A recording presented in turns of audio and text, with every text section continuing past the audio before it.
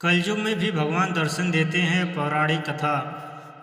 कृष्णनगर के पास एक गांव में एक ब्राह्मण रहते थे। वे ब्राह्मण पुरोहित का काम करते थे। एक दिन यजमान के यहाँ पूजा कराकर घर लौटते समय उन्होंने रास्ते में देखा कि एक मालिन साग वाली एक ओर बैठी साग बेच रही है। भीड़ लगी है, कोई साग तुलवा रहा है तो कोई मोल कर रहा है। पंडित जी रोज उसी रास्ते से जाते भी साग वाली को भी वहीं देखते। एक दिन किसी जान पहचान के आदमी को साग खरीदते देखकर वे भी वहीं खड़े हो गए। उन्होंने देखा साग वाली के पास एक पत्थर का टुकड़ा है, उसी से वहाँ 5 सेर वाले को 5 सेर और 1 सेर वाले को 1 सेर भाग तौल रही है। एक ही बाट सब तौलों में समान काम देता है। पंडित जी को बड़ा आश्चर्य हुआ। उन्होंने साग वाली से पूछा, तुम इस एक ही पत्थर के बाट से कैसे सबको तौल देती हो? क्या सबका वजन ठीक उतरता है? पंडित जी की परिचित व्यक्ति ने कहा, हाँ पंडित जी, यह बड़े अचरज की बात है। हम लोगों ने कई बार इससे लिए हुए साग को दूसरी जगह तौलकर आजमाया, पूरा वजन सही उतरा। पंडित जी ने कुछ रुककर साग वाली से कहा, बेटी यह पत्थर मुझे दे दोगी?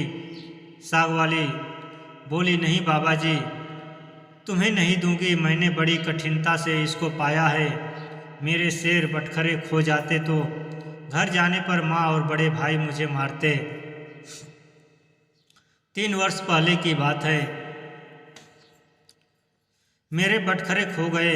मैं घर गई तो बड़े भाई ने मुझे मारा। मैं रोती रोती घाट पर आकर बैठ गई और मन ही मन भगवान को पुकारने लगी। इतने में ही मेरे पैर के पास एक पत्थर लगा। मैंने उसको उठाकर ठाकुर जी से कहा, महाराज मैं तौलना नहीं जानती, आप ऐसी कृपा करें जिससे इसी से सारे तौल हो जाए। बस तब से मैं इसे रखती हूँ। अब मुझे अलग अलग बटखरे की ज़रूरत नहीं होती, इसी से सब काम निकल जाता है। बताओ तुम्हें कैसे दे दूँ? पंडित जी बोले, मैं तुम्हें बहुत से रुपए दूंगा। साग वाली ने कहा, कितने रुपए दोगे तुम? मुझे वृंदावन का खर्च दोगे? सब लोग वृंदावन गए हैं, मैं ही नहीं जा सकी। ब्राह्मण ने पूछा, कितने रुपए में तुम्हारा काम होगा? साग वाली ने कहा, पूरे 300 रुपये चाहिए। ब्राह्मण बोले, अच्छा बेटी यह तो बताओ तुम इस शिला को रखती कहाँ हो? साग वाली ने कहा, इसी टोकरी में रखती हूँ बाबा जी, और कहाँ रखूँगी? ब्राह्मण घर लौट आए और चुपचाप बैठे रहे। ब्राह्मणी ने पति से पूछा, क्यों उदास क्यों बैठे हैं? देर हो गई है। ब्राह्मण ने कहा, आज मेरा मन घबरा रहा है, मुझे 300 रुपये की ज़रूरत है। ब्राह्मण की पत्नी ने कहा, इसमें कौन सी बात है? आपने ही तो मेरे गहने बनवाए थे, विशेष ज़रूरत हो तो लीजिए, इन्हें ले जाइए, होना होगा तो फिर हो जाएगा। इतना कहकर ब्राह्मणी ने गहने उतार दिए। ब्राह्मण ने गहने बेचकर रुपए इकट्ठे किए और दूसरे दिन सवेरे साग वाली के पास जाकर उसे रुपए गिन दिए और बदले में उस शिला को लेकर घर आए। गंगा जी पर जाकर उसको अच्छी तरह से धोया और फिर नहा धो करके घर लौट आए। इधर पीछे से एक छोटा सा सुकुमार बालक जाकर ब्राह्मणी से कह गया, पंडिताइन जी तुम्हारे घर ठाकुर जी आ रहे हैं, घर को अच्छी तरह झाड़ू बहार कर ठीक करो। सरल हृदया ब्राह्मणी ने घर साफ करके उसमें पूजा की सामग्री सजा रखी। ब्राह्मण आकर देखा तो उन्हें अचरज हुआ। ब्राह्मणी से पूछने पर उसने छोटे बालक के आकर कह जाने की बात सुनाई। यह सुनकर पंडित जी को और भी आश्चर्य हुआ। पंडित जी ने शिला को सिंहासन पर पधार कर उसकी पूजा की, फिर उसे ऊपर वाले में पधार दिया। रात को सपने में भगवान ने कहा, तू मुझे जल्दी लौटा नहीं तो तेरा भला नहीं होगा, सर्वनाश हो जाएगा। ब्राह्मण ने कहा, जो कुछ भी हो मैं तुमको लौटाऊंगा नहीं। ब्राह्मण घर में जो कुछ भी पत्र फूल पर मिलता उसी से पूजा करने लगे। 2-4 दिनों बाद स्वप्न में भगवान ने फिर कहा, मुझे फेंका नहीं तो तेरा लड़का मर जाएगा। ब्राह्मण ने कहा, मर जाने दो, तुम्हें नहीं फेंकूंगा। महीना पूरा बीतने पे भी नहीं पाया था कि ब्राह्मण का एकमात्र पुत्र मर गया। कुछ दिनों बाद फिर स्वप्न हुआ, अब भी मुझे वापस दे आ, नहीं तो तेरी लड़की मर जाएगी। दृष्ट निश्चय ब्राह्मण ने पहले वाला ही जवाब दिया। कुछ दिनों पश्चात लड़की मर गई। फिर कहा कि अब की बार स्त्री मर जाएगी। ब्राह्मण ने इसका भी वही उत्तर दिया। अब स्त्री मर गई। इतने पर भी ब्राह्मण अटल रहा। लोगों ने समझाया, यह पागल सा हो गया है। कुछ दिन बीतने पर स्वप्न में फिर कहा गया, देख अब भी मान जा, मुझे लौटा दे, नहीं तो 7 दिनों में तेरे सिर पर बिजली गिरेगी। ब्राह्मण बोले, गिरने दो, मैं तुम्हें उस साग वाली की गंदी टोकरी में नहीं रखने का प्रण रखा है। ब्राह्मण ने एक मोटे कपड़े में लपेटकर भगवान को अपने मजबूत बांध लिया।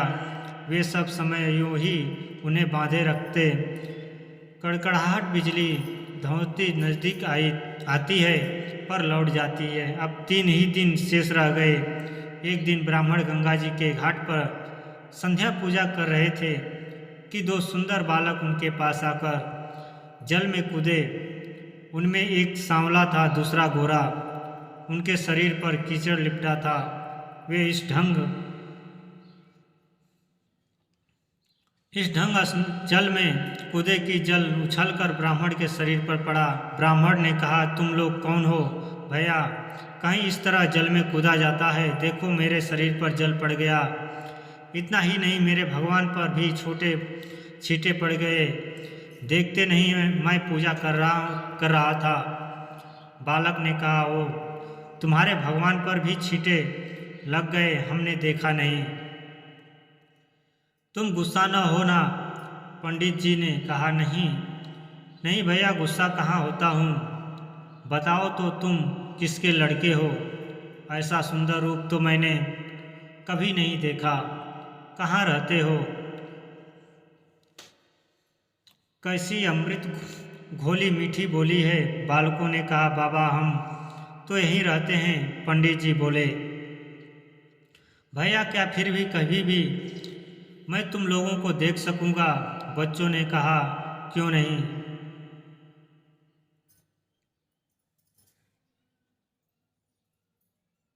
बाबा पुकारते ही हम आ जाएंगे। पंडित जी के नाम पूछने पर वह बोले कि हमारा कोई एक नाम नहीं है, जिसका जो मन होता है उसी नाम से वह हमें पुकार लेता है।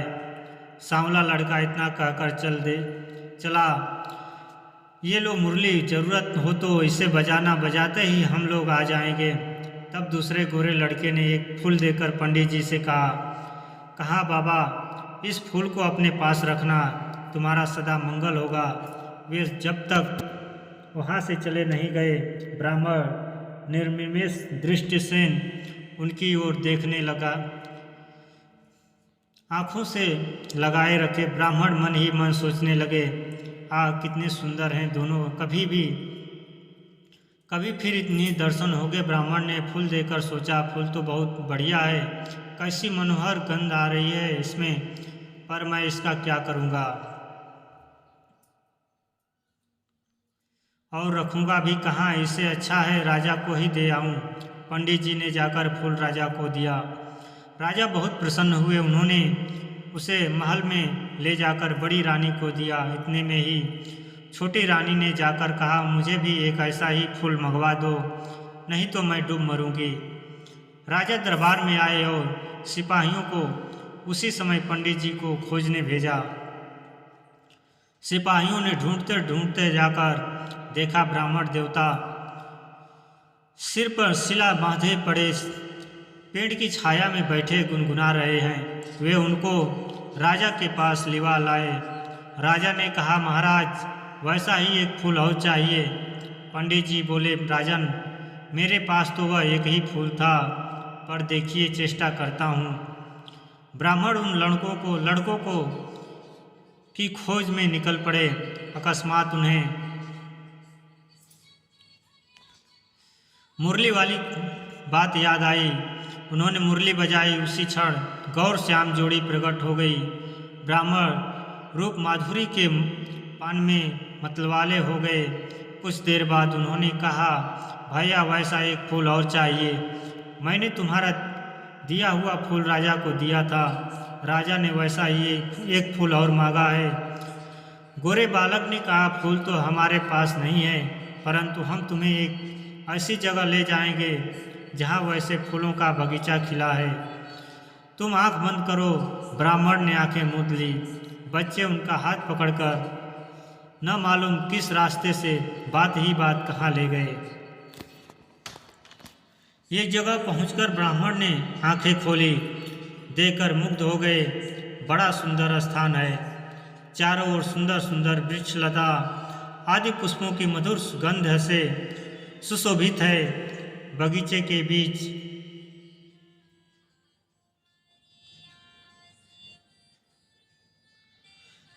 में एक बड़ा मनोहर महल है। ब्राह्मण ने देखा तो वे बालक गायब थे। वे साहस करके आगे बढ़ा। महल के अंदर जाकर देखते हैं सब ओर से सुसज्जित बड़ा सुरम्य स्थान है। महल में एक दिव्य रत्नों का सिंहासन है। सिंहासन खाली है। पंडित जी ने उस स्थान को मंदिर समझकर प्रणाम किया। उनके माथे पर बधी हुई ठाकुर जी की शिला खुलकर नीचे पड़ गई। ज्यों ही पंडित जी ने उसे उठाने को हाथ बढ़ाया कि शिला फटी और उसमें से भगवान लक्ष्मी नारायण प्रकट होकर शून्य सिंहासन पर विराजमान हो गए। कहाँ न हो तुम करते रहे। भगवान नारायण ने मुस्कुराते हुए ब्राह्मण से कहा, हमने तुमको कितने दुख दिए, परंतु तुम अटल रहे। दुख पाने पर भी तुम्हें हमें छोड़ा नहीं, पकड़े रहे। इसी से तुम्हें इस शरीर ने यहाँ ले आए हैं, जो भक्त स्त्री पुत्र पर गुरुजन प्राण धन ये लोक और परलोक छोड़कर हमारी शरण में आ गए हैं। भला उन्हें हम कैसे छोड़ सकते हैं। इधर देखो, यह कड़ी है। तुम्हारी सधर्मिणी, तुम्हारी कन्या और तुम्हारा पुत्र ये भी मुझे प्रणाम कर रहे हैं। तुम सबको मेरी प्राप्ति होगी। तुम्हारी एक की दृष्टि से सारा परिवार मुक्त हो गया। वृंदावन का नज़ारा, हर सुबह वृंदावन का नज़ारा, चिड़ियों का चहचहाना, मंदिरों की घंटी का आवाज़, सत्पुरुषों का सत्संग, जैसे भक्ति सरल घुल रहा हो, हर आत्मा उसमें मगन हो। यह है खूबसूरती वृंदावन धाम की, जहाँ हर बच्चा राधा कृष्ण जी का स्वरूप है, जहाँ पढ़ाई का पहला अक्षर भगवान श्री हरि जी के नाम से है। यमुना जी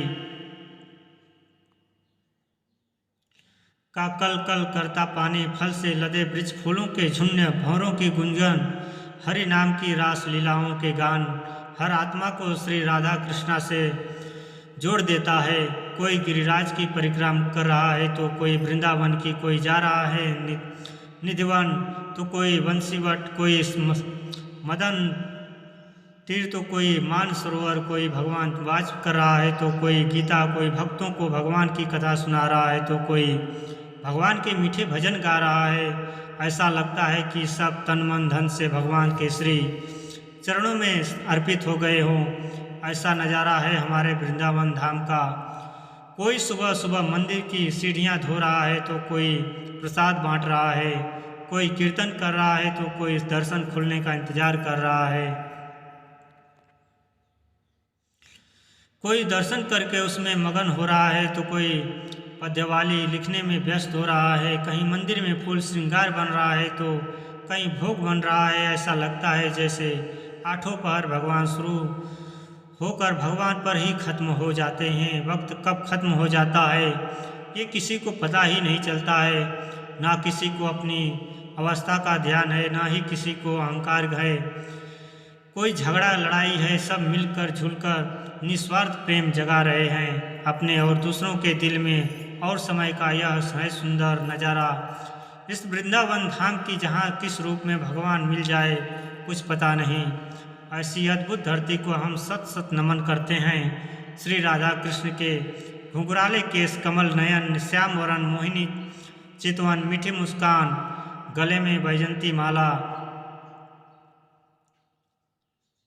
जिनके शीश पर विराजते मोर मुकुट, तन लहराए पीत पीताम्बर, चरणों में नुपुर, हाथों में बांसुरी लिए नटखट गोपाल, जिसे हर गोप गोपी प्रेम कर से कहाँ बुलाए वह सबका चित चुरा लेते हैं। भोली भाली चंद्र मदन चंदन, चंचल नयन, सुंदर मोहिनी स्वरूप, गौर वरण, मधुर मुस्कान, मनमोहिनी, रसिक बंदनी, शीश चंद्रिका धारिणी, कनक समान शोभायमान भूषण बिना विभूषित वृंदावन धाम की अद्वैतराष्ट्र देवी हमारी श्री राधा रानी है। यहाँ नित्य किशोर और नित्य किशोरी श्री राधा कृष्ण का एक प्रणाम देते हैं। श्री राधा रानी जिनकी चरण धूलि अत्यंत दुर्लभ